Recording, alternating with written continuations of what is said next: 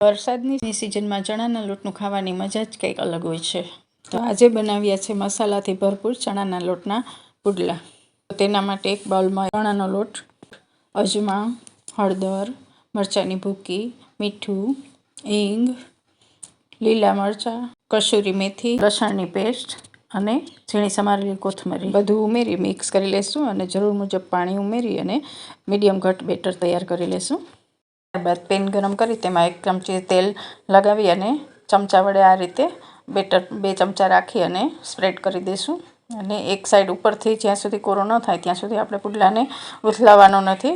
ઉપરથી કોરો થાય પછી ઉપર થોડું તેલ 1 ચમચી લગાવી દઈશું અને ત્યારબાદ બીજી સાઈડ પણ પલટાવી અને પકાવી લેશું। આ રીતે આપણે બીજા પુડલા પણ બધા તૈયાર કરી લેશું। તૈયાર છે આપણા ફૂલ મસાલાથી ભરપૂર ચણાના લોટના પુડલા। રેસીપી ગમી હોય તો એક લાઈક અને કમેન્ટ જરૂરથી કરજો। Thank you.